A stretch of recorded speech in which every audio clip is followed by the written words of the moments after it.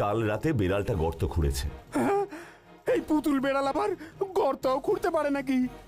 ভজা। না রে দিদি, এই গর্তটা একবার ভালো করে দেখা উচিত। কিসের গর্ত, কে খুঁড়লো? উফ বাবা, আমি আর পারি না। তুই দেখ, যা পারিস কর। আমি রান্নাঘরে গেলাম। ভজাদা, এই গর্তটা কি আগে থেকেই ছিল? না দাদা বাবু, এই তো এখন দেখছি। বেড়াল মাটি আঁচড়ে এত বড় গর্ত এক রাতে করে ফেলতে পারে? কি ভাবছো দাদা বাবু? না, ভাবছি গর্তটার ভেতর কি আছে দেখা দরকার। শাবলটা নিয়ে এসো তো। শাবল এক্ষুনি আনছি।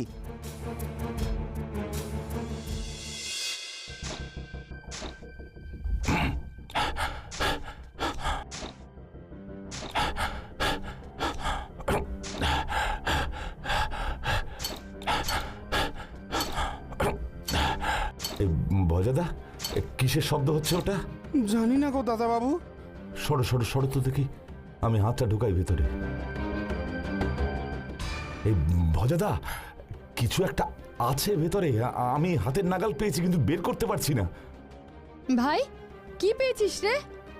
জানি না রে দিদি, টানছি কিন্তু ওঠাতে পারছি না। ভজাদা, আমাকে একটু টানো তো। হ্যাঁ, এই টানছি।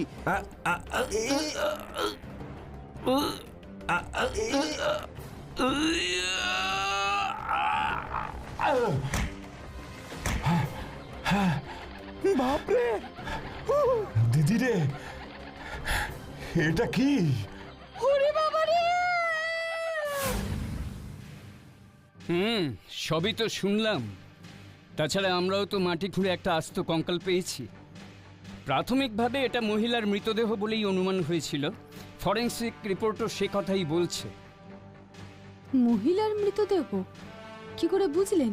কঙ্কালের হাতে এক জোড়া বালা পেয়েছিলাম, আপনারাও তো দেখেছিলেন। দেখুন অফিসার, আমরা এখানে একেবারে নতুন, কিছুই জানি না। দয়া করে আমাদের এই ব্যাপারে একটু সাহায্য করুন। আসলে বহুদিন বাড়িটায় কেউ থাকেন, তাই এই বাড়ি সম্পর্কে আগে সেভাবে কোনো কমপ্লেনও আসেনি। কিন্তু এভাবে কঙ্কাল পাওয়ার পর আমরাও পুরনো নথি একটু ঘাঁটাঘাঁটি করে বেশ কিছু তথ্য পেলাম।